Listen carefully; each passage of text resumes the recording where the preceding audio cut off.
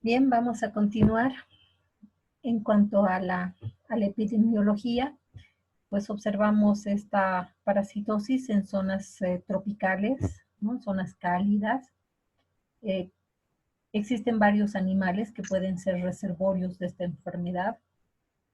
El hombre adquiere la enfermedad cuando, como les había indicado, es picado por un mosquito que está enfermo.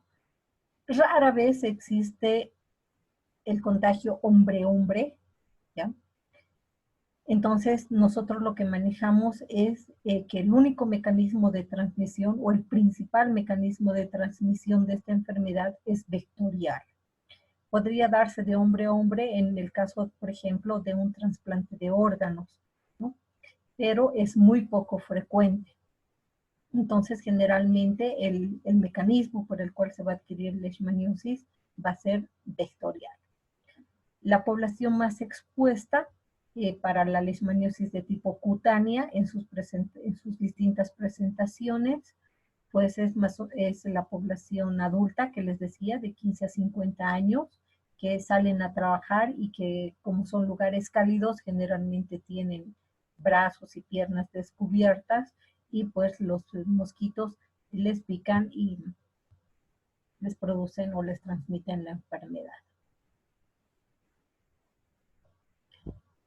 Los vectores presentan metamorfosis completa, es decir, que vamos a tener ímagos o parásitos adultos, tanto hembra y macho. Estos van a poner huevos, de los huevos salen larvas, de las larvas pupas y de las pupas el parásito adulto. Entonces tiene una metamorfosis completa. Son dípteros hematófagos, es decir, que necesitan de sangre, especialmente las hembras, para poder reproducirse y para la maduración de sus huevos. Generalmente las hembras tienden a picar después de las 5, entonces el tiempo en el que uno tiene que cuidarse de no estar expuesto, de usar siempre el repelente, es en la noche, ¿no? Que es donde mayor probabilidad existe de que los mosquitos nos piquen. Generalmente estos viven en sitios oscuros y húmedos. Los huevos los colocan en tierras húmedas, de los cuales, como les decía, va a emerger primero la larva, luego la pupa y el parásito adulto, y por eso es que hablamos de una metamorfosis completa. Los principales vectores en Bolivia tenemos a Lutzomia longipalpis, que es considerado un vector peridomiciliario, y es el vector de la Leishmania chagassi, es decir, que este Lutzomia longipalpis va a ser el responsable de una leishmaniosis de tipo visceral, ¿no? Entonces, vamos a tener dos vectores principales, el Lutzomia longipalpis y el Lutzomia nunes tobari. Entonces, el longipalpis es vector de la Leishmania chagassi, por lo tanto, lo que va a presentar el paciente va a ser una leishmaniosis de tipo visceral. En cambio, el Lutzomia nunes tobari es un vector de la Leishmania amazonensis y brasiliensis. Por lo tanto, como es de la amazonensis, va a producir una leishmaniosis de tipo cutáneo o cutáneo difusa. Y en el caso de la brasiliensis va a producir una lesión cutáneo mucosa, ¿no? Entonces, cuando lo que vemos son lesiones a nivel de piel, de la cara, con destrucción de nariz, de pabellón de la oreja, pues el responsable ha sido un Lutzomia nunes tobari.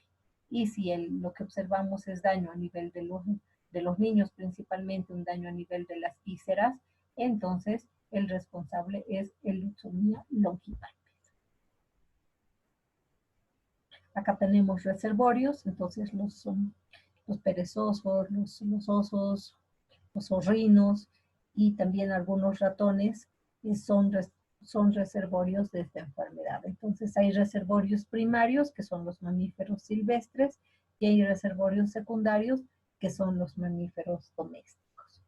Hay pruebas que se hacen en investigación y para eso se utiliza a los ratones, y en los ratones se ve cómo se desarrollan en sus patitas las lesiones similares a las que se produce en el hombre. Entonces, cuando les inoculamos directamente el material que hemos obtenido de una lesión humana a los ratones, estos desarrollan esas lesiones y podemos observar a los parásitos.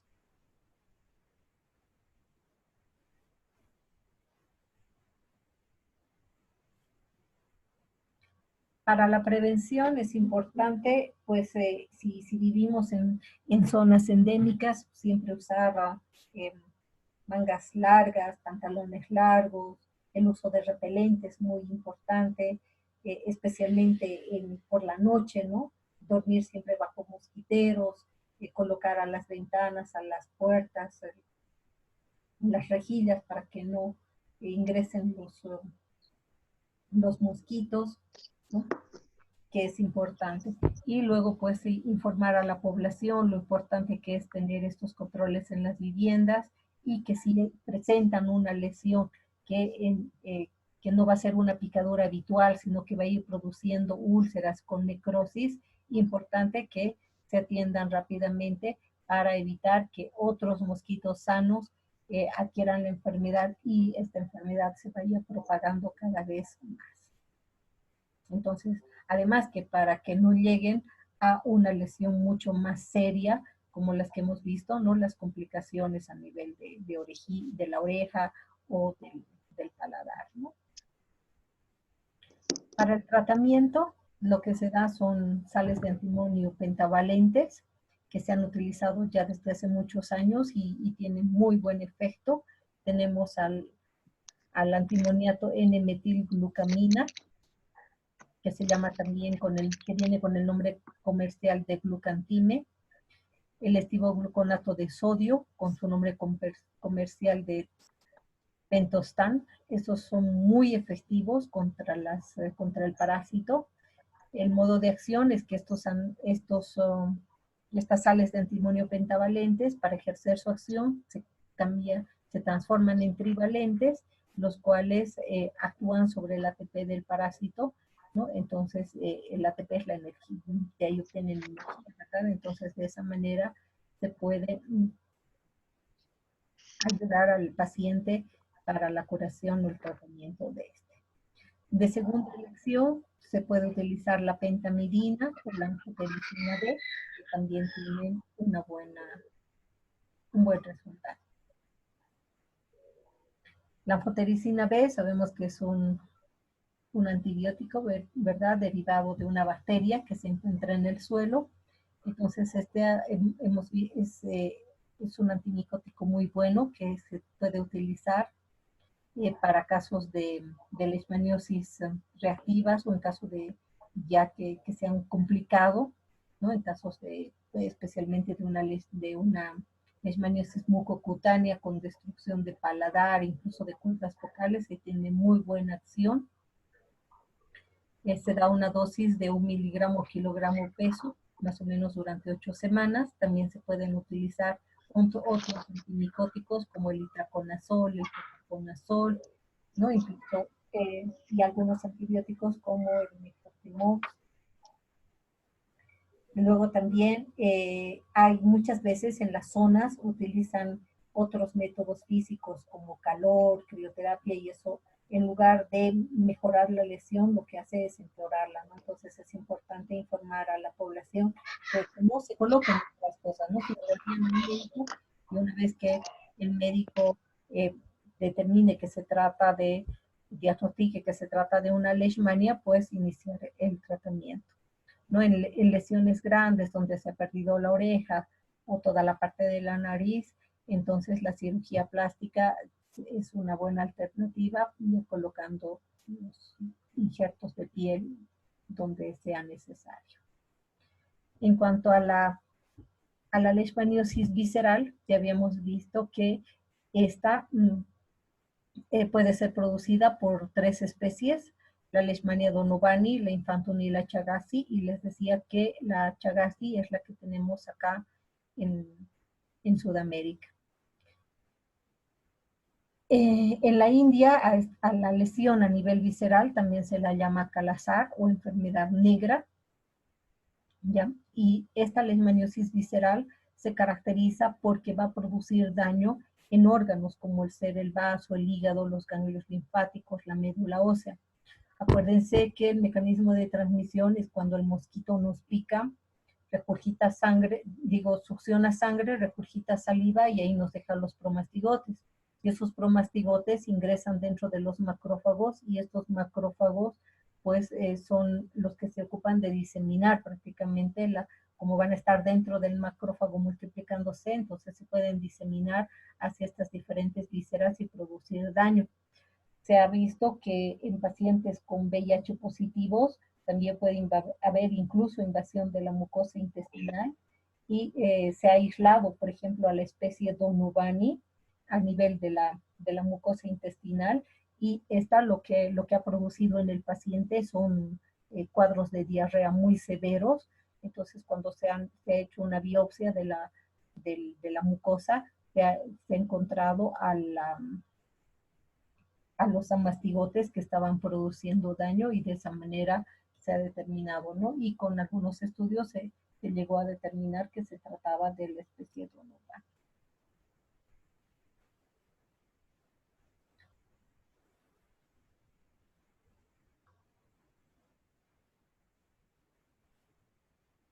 En cuanto a la patología, pues como yo les decía hace un momento, la puerta de ingreso siempre va a ser la piel, luego van a ingresar dentro de los amastigotes, dentro de los macrófagos o de los monocitos y se van a empezar a multiplicar bajo la forma de amastigotes.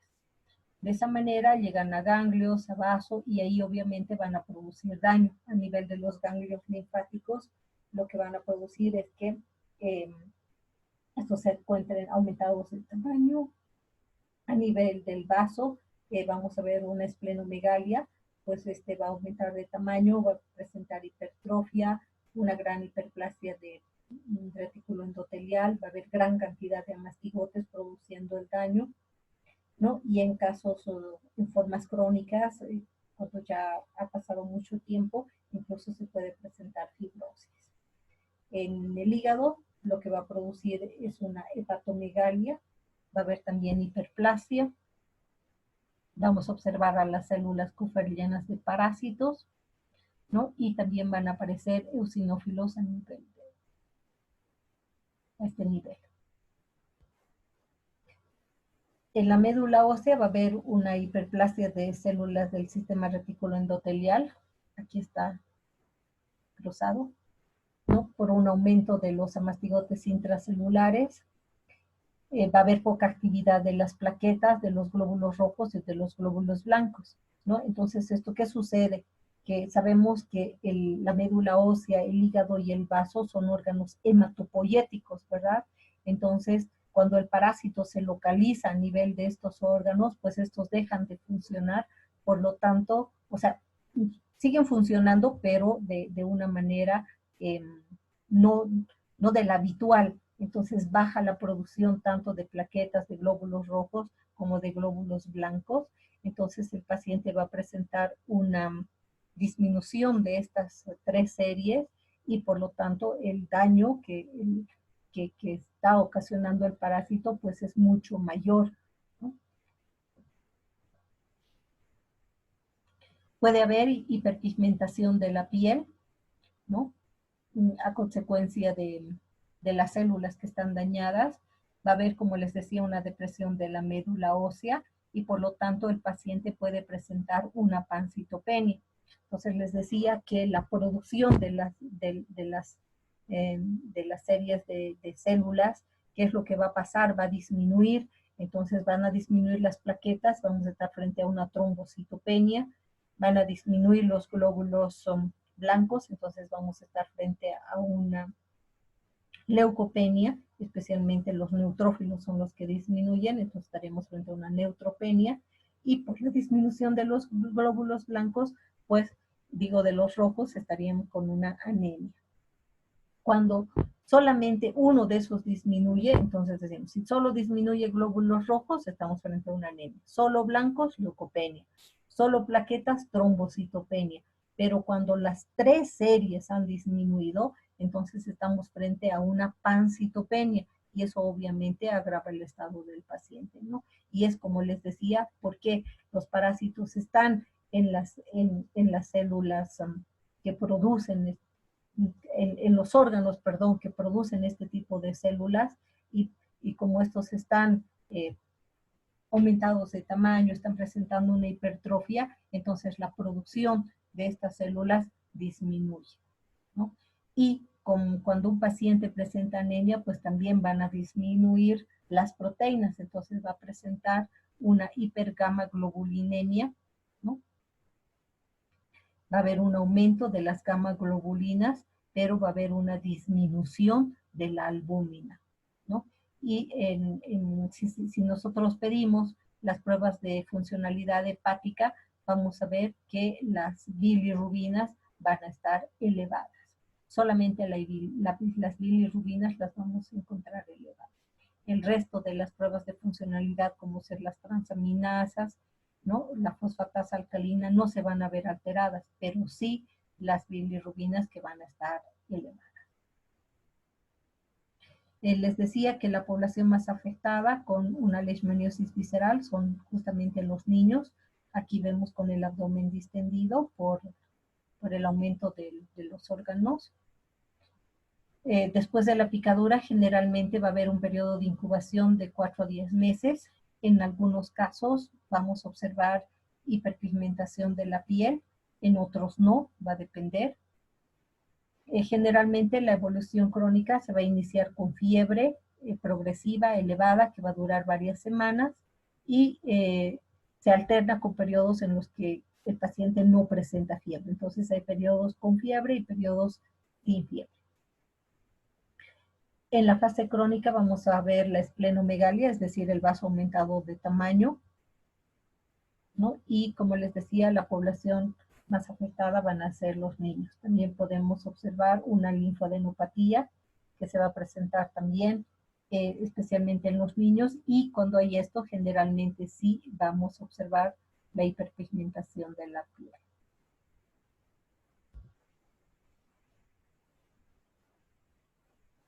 Entre las manifestaciones clínicas, ¿no? Por la fiebre y la esplenomegalia, van a ser la primera sospecha clínica que vamos a tener cuando tengamos un paciente con esas características.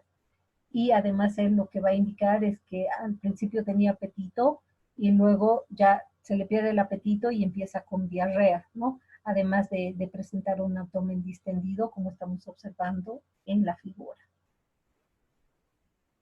Después el paciente llega a una emaciación o una caquexia. Lo que pasa es que el paciente, en lugar de mejorar, cada vez va empeorando, ¿no? Va a presentar la pancitopenia que habíamos mencionado, es decir, que va a haber una disminución de rojos, blancos y plaquetas, ¿no? Y como hay disminución de plaquetas, entonces el paciente empieza a tener hemorragias gingivales, nasales, se presentan petequias, entonces hay una alteración de la coagulación por la disminución de las plaquetas y eso agrava el cuadro del paciente porque si ya de pronto este paciente está anémico, ¿no? Al existir los sangrados, pues el estado del paciente pues va empeorando. Muchos de los pacientes mueren por las complicaciones, por las hemorragias que se pueden presentar, por una neumonía o una septicemia, ¿no? Y bueno, eso es complicado, ¿no? Para el diagnóstico se debe hacer un examen clínico diferencial de anemias hemolíticas, cirrosis, linfomas, ¿no? Una serie de enfermedades que producen o que ocasionan también un compromiso hepático.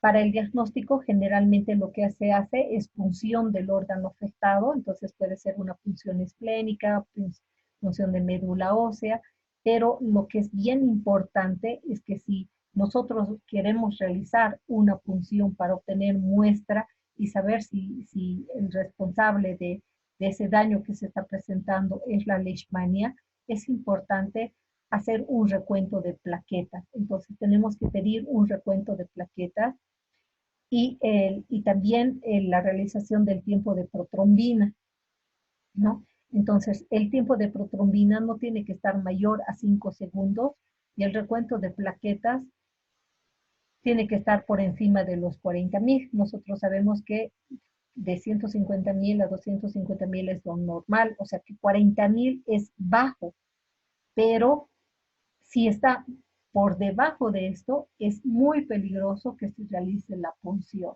¿no? Entonces, Podemos realizar una punción siempre y cuando tengamos un tiempo de protrombina normal y las plaquetas estén por encima de los 40. O si no está normal, por lo menos esté menos de 5, ¿no? Entonces, lo ideal, 2 para poder realizar la toma de muestra. Caso contrario, tenemos que ver otras opciones y esas opciones son los exámenes indirectos. Ahora sí nos sirve la inmunofluorescencia o el inmunoensayo enzimático. Esos dos son los que más se utilizan para un diagnóstico de una leishmaniosis de tipo visceral, ¿no? Entonces, para hacer un diagnóstico directo, sí podemos hacer punción esplénica, punción de médula ósea para obtener líquido cefalorraquídeo, pero no se olviden que es importante antes de hacer la punción realizar estas dos pruebas, ¿no? Que es el tiempo de protrombina y un recuento de placa. Con las muestras obtenidas, en caso de que sí hayamos podido sacar la muestra, se pueden hacer cultivos, se pueden hacer frotis para observar. Si hacemos cultivos, ya sabemos que vamos a buscar a los promastigotes, y si hacemos tinciones, lo que vamos a buscar van a ser a mastigotes. El PCR ya les dije que se utiliza más para investigación. Obviamente es una prueba muy buena porque nos permite identificar la especie que está produciendo el daño. Entonces, en este caso sabemos si es Chagassi, Infantum, ¿no? ¿Cuál de las especies es la que está produciendo daño? Porque tiene un 100% de sensibilidad y un 100% de especificidad. Entonces, es muy bueno, pero como les decía, son muy pocos los laboratorios que pueden realizar esta prueba. Otra cosa que se puede hacer son las inoculaciones, que les decía, en animales de experimentación, principalmente ratones es lo que se utiliza, ¿no? Y lo que se inocula es material obtenido ya sea del vaso o de la médula ósea.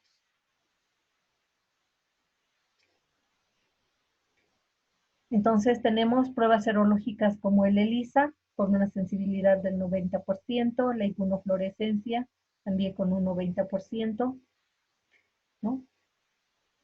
Puede existir reacción cruzada con Trypanosoma cruzi. Eso siempre vamos a tener ese problema de que haya una reacción cruzada, ¿no? Entonces, por eso es que si no podemos realizar una obtención de la muestra por punción, como les decía, pues recién recurrimos a una inmunofluorescencia, ¿no? Que podríamos realizar. Como exámenes complementarios, muy importante el hemograma, ¿no? Ese hemograma eh, lo vamos a solicitar porque sabemos que puede presentar mi paciente una pancitopenia, entonces necesito saber cómo están las diferentes series, y generalmente lo que vamos a encontrarnos es con una anemia marcada, una leucopenia por debajo de los 3.000, 5.000 es lo mínimo, ¿no? También podemos encontrar la trombocitopenia, es decir, que las plaquetas estén bastante bajas, ¿no? Por las alteraciones que se producen en la coagulación, y también, pues, importante, como les decía, el tiempo de protrombina. Acá, como ya habíamos visto, va a haber una hipergamaglobulinemia cuando se solicita una electroforesis de proteínas. Ese es otro examen que se puede solicitar. Entonces, esta electroforesis de proteínas nos va a revelar un aumento de la gamma globulina, pero una disminución de la albúmina, ¿no? Pero solicitamos así, ¿no? Como una electroforesis de proteínas. Para el tratamiento también damos sales de antimonio pentavalentes, que ya hemos mencionado para la leishmaniasis cutánea, es lo mismo que podemos usar, ¿no? Que va a producir la normalización de la fracción de las gamma-globulinas, de las proteínas plasmáticas, y obviamente la desaparición de los parásitos cuando hagamos una nueva toma de muestra de aspirado de médula ósea o una punción esplénica. Y opcional, para el tratamiento podemos utilizar también la amphotericina.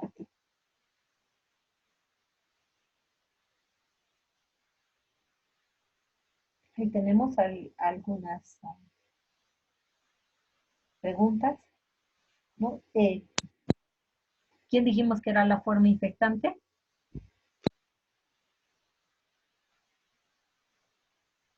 Promastigote.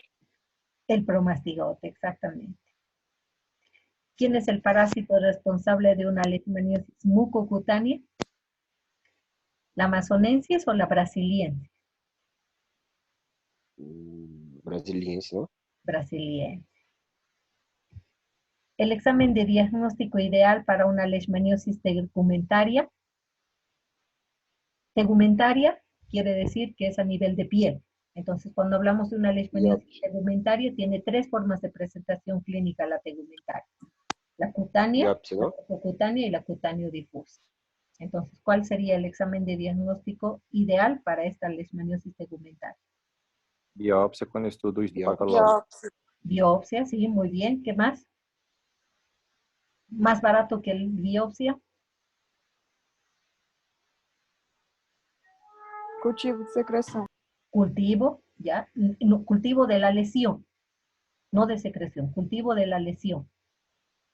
Y también el frotis de la lesión, ¿no? Tres tenemos, frotis de lesión, cultivo de lesión, ¿no? Y biopsia del muestra obtenida de la lesión. Porque no se olviden que tegumentaria está en la piel, está en la nariz, ¿no? En la boca, entonces tiene que ser el cultivo de esa muestra de la lesión.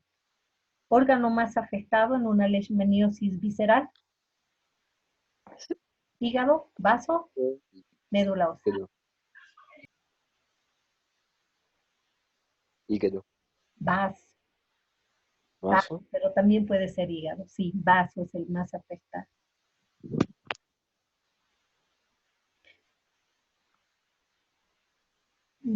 ¿Qué exámenes de diagnóstico podemos pedir para una leishmaniosis visceral?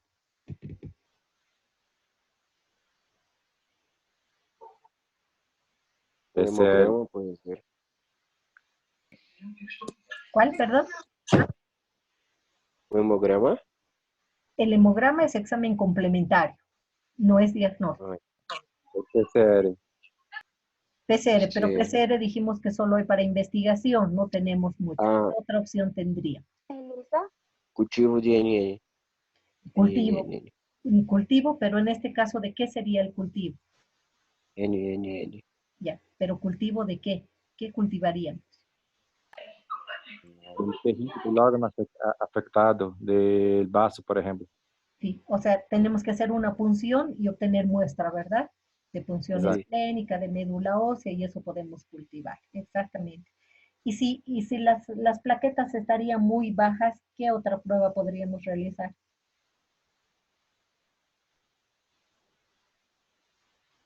Creo que es el hemograma. No, el hemograma, vuelvo a decirles, el hemograma es un examen complementario. No sé. Si mi paciente no puedo tomar muestra no puedo hacer punción esplénica porque tiene plaquetas bajas. Entonces, ¿qué podría tomar? Muestra de sangre. Y con esa muestra de sangre, ¿qué puedo hacer? Una ELISA o una inmunofluorescencia, ¿verdad? Para buscar los anticuerpos. El tratamiento, Pentostan. Anfotericina beta. anfotericina B, ¿ya? Como primera elección, Pentostan. pentostan, exacto, sales de antimonio pentavalente. Muy bien. ¿Cuál es la población más afectada con leishmaniosis visceral? Niños. Los niños. Y con la leishmaniosis tegumentaria, La población entre 15 a 50 años, Hombres ¿no? de sí, 15 a 50 hombres. exacto, que salen a trabajar, que tienen, ¿no? Que están más expuestos a ser picados por los mosquitos. Exactamente. ¿Tienen alguna pregunta? Doctora, ¿Puede ¿cuál? poner las diapositivas en el grupo, por favor? Ya están, ya están en Ahí, ya están en la plataforma.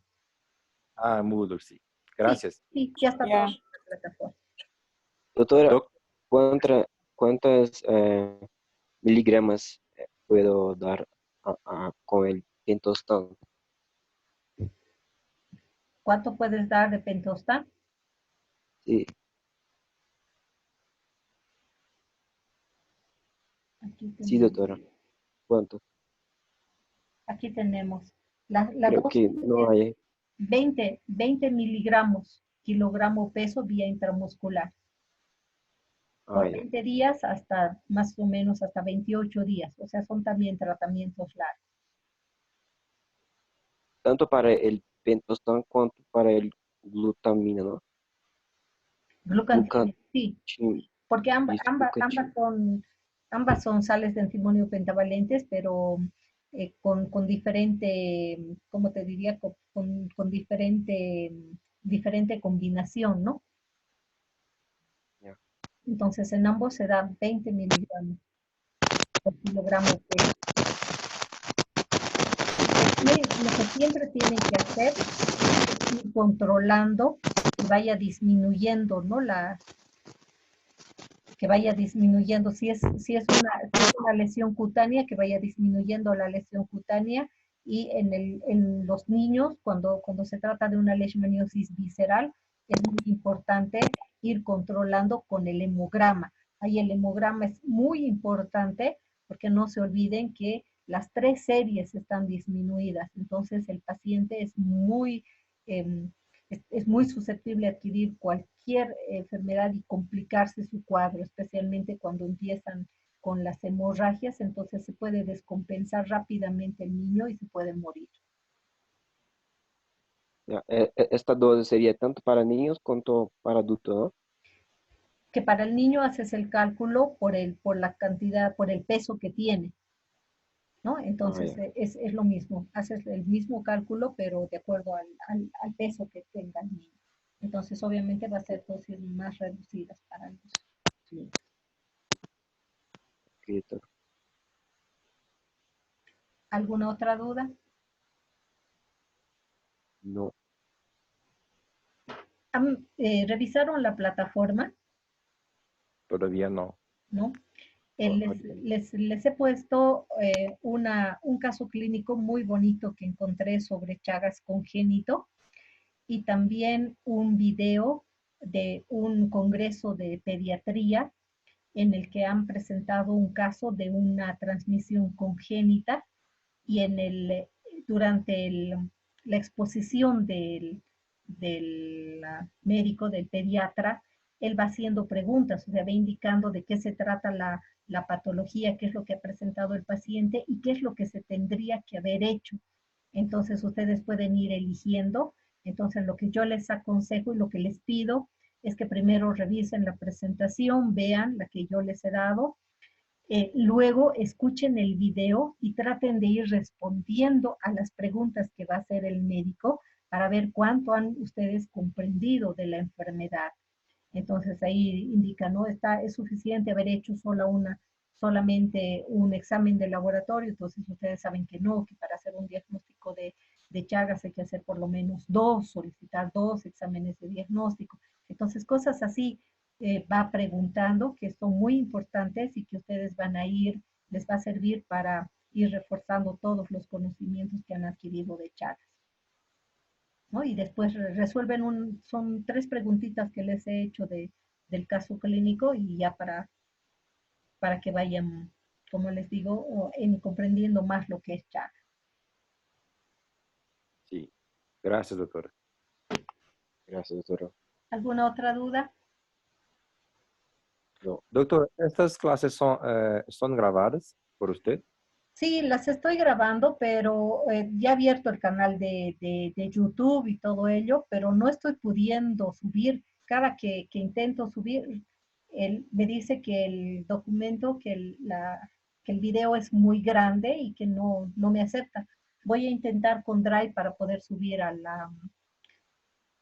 Moodle, Ah, porque tengo todas las clases que les he dado, las tengo guardadas en una carpeta, pero como les digo, no estoy pudiendo. O sea, ya he intentado de varias formas, pero no, bien. necesito gracias. ayuda. Pero voy a ver la manera de poder subirlas y que ya las tengan pronto, ¿de acuerdo? Sí, doctora, muchas gracias. Muy bien. Entonces nos vemos el día miércoles. Para el miércoles, mañana ya voy a subir toxoplasmosis. Quiero que toxoplasmosis lean antes de la clase, por lo menos una horita antes.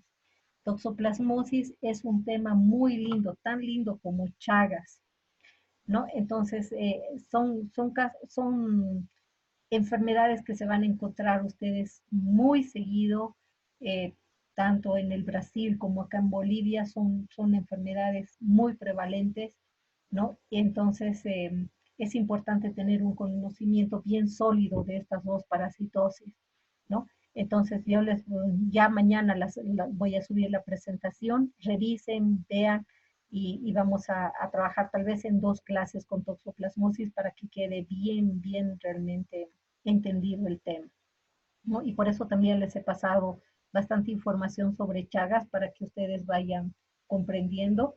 Y ahora se han suspendido nuevamente los exámenes hasta el 13 de abril.